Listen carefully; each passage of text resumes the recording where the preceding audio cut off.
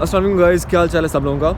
आज की जो वीडियो है वो है कि क्या साउथ कोरिया में जो स्टूडेंट वीज़े पे आप कितना पैसा कमा सकते हो, कितनी अर्निंग आप कर सकते हो पार्ट टाइम करके, तो और क्या ये अलाउ होता है या नहीं होता। इन सबसे पहले काफ़ी लोग मुझसे पूछ रहे थे कि कह रहे होते हैं कि भाई आप जो है ना ज़्यादातर वीडियोज़ आप बना रहे होते हो वॉक करते हुए, चल रहे होते हो, तो भाई I am really sorry, like मैं जॉब करता हूँ, तो जॉब के ऊपर जो है ना अभी मैं जॉब पे जा रहा हूँ सुबह जो है ना, सुबह के 9 बज गए, तो जॉब के ऊपर आपके पास रियली टाइम नहीं होता। सुबह 9 बजे आता हूँ, वापस आते हो मुझे 8 बज जाते हैं, रात को आके घर में खाना पकाना और कुछ दोस्तों से मिलना और इसमें सारा टाइम निकल जाता है। तो sorry, like most of the time मेरे पास यही टाइम होता है, like during the break, during the work office hours जो होता है ना, उसमें मैं बना लेता हूँ या जाते आते हुए, लेकिन और मोस्टली वीकेंड पे भी। खैर एनीवेज, तो बात करते हैं कि स्टूडेंट वीज़ा पे क्या अलाउ होता है काम करना या नहीं होता। तो गाइस, स्टूडेंट वीज़ा दो टाइप का होता है। एक होता है D4 होता है लैंग्वेज एक्सचेंज या लैंग्वेज लर्निंग का जो वीज़ा है इसको साउथ कोरिया में आप किसी लैंग्वेज स्कूल में हैं, कोरियन की ज़बान जो पढ़ रहे हैं, उसे कहते हैं D4, और ये शॉर्ट टर्म वीज़ा होता है, 6 माह का मिलता है, दोबारा फिर आपको 6 माह का या 1 साल का मिलता है।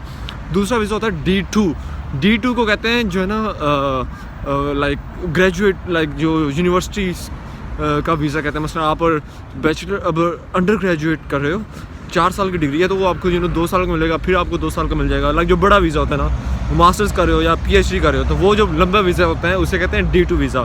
तो D4 वीज़ा और D2 वीज़ा दोनों में जॉब अलाउ होती है।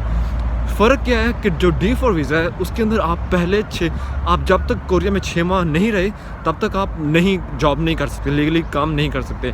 आपको पहले 6 माह रहना होता है D4 वीज़े में, तब जाके आपको वर्क अलाउ होता है।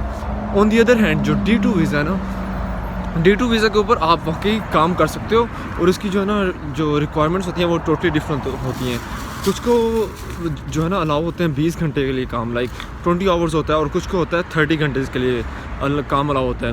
बस अगर आप आ रहे हो KGSP स्कॉलरशिप पे आ रहे हो तो आपको 30 घंटे अलाउ होता है, और आप नॉर्मल आ रहे हो तो आपको 20 घंटे तक भी अलाउ होता है, ठीक है। तो D4 के ऊपर भी आपको 20 घंटे से ज़्यादा एक वीक में, एक हफ्ते में D4 के ऊपर आप 20 घंटे से ज़्यादा काम नहीं कर सकते। और D2 है ना, उसके लिए आपको पहले पूछना पड़ता है, कॉल करके आप उन्हें बताते हो कहाँ पढ़ रहे हो, आपका मेजर क्या है, फिर आप लोगों को वो बताएंगे कि आपको क्या नाम है, कितने घंटे आप काम कर सकते हो, कितने घंटे का काम अलाउ होता है। खैर अभी बात करते हैं कि पैसा कितना कमा सकते हैं। गैस, पैसे के हिसाब से मेरे ख्याल में काफ़ी जो स्टूडेंट्स हैं ना यहाँ पे आके काफ़ी काम करते हैं, काफ़ी पार्ट टाइम जॉब करते हैं। कोरिया में कहते थे अल्बा कहते हैं पार्ट टाइम जॉब को ना, तो यहाँ पे आपके भी लोग काफ़ी पार्ट टाइम काम कर रहे होते हैं, काफ़ी पैसा कमाते हैं। 1 घंटे की जो मिनिमम फ़ी है ना, 1 घंटे की होती है तकरीबन, आप कह लो कि $8-9 तकरीबन, लाइक पाकिस्तानी बन जाएंगे 1 घंटे के 1000 रुपया मिनिमम। लाइक इतना तो इजीली कमा लेते हैं बंदे ना। मसलन अगर आप कोई अच्छी जॉब कर रहे हो, तो आप ट्रांसलेशन की जॉब कर रहे हो, तो आपको शायद 1500 भी कमा सकते हो।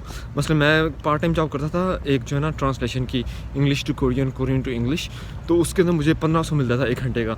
और जो फॉर एग्जांपल जो इंग्लिश पढ़ाते हैं ना कोरिया में, उनकी 1 घंटे की जॉब होती है, उनको 1 घंटे के मिल रहे हैं 4000, 3500, 4000, 4500 तक 1 घंटे का मिलता है। लेकिन अनफॉर्चुनेटली पाकिस्तानी जो है ना वो जॉब नहीं कर सकते, हम लोग यहाँ पे इंग्लिश नहीं पढ़ा सकते।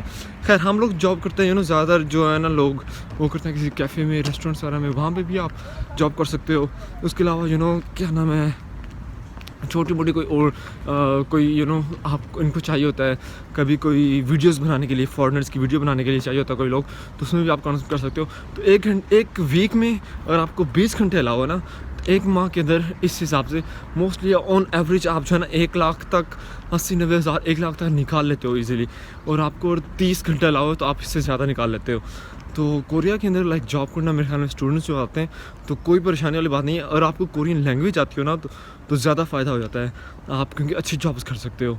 और अगर कोरियन लैंग्वेज नहीं आती तो फिर आप जो है ना लाइक किसी कैफे रेस्टोरेंट्स में जाके जो कहते हैं डिश वॉशर के तौर पे, या किसी convenience store like 7-Eleven, GS25 जो कन्वीनियंस स्टोर है ना, वहाँ पे आप कैशियर के तौर पे इस तरह के छोटे मोटे काम कर सकते हो, और अच्छी खासी अर्निंग होती है। लेकिन एक दफ़ा आने से पहले आप लोगों ने लाजमी कॉल करके लाइक कंफर्म करना होता है कि आप क्या नाम है 20 घंटे के लिए लाओ है या 30 घंटे के लिए लाओ। खैर मैं भी पहुँच गया हूँ अपने ऑफिस पहुँच गया हूँ, तो काइंडली कमेंट कीजिएगा, चैनल को सब्सक्राइब करो और बताओ मुझे if you have any question और any problem. Thank you so much guys, अल्लाह हाफिज़।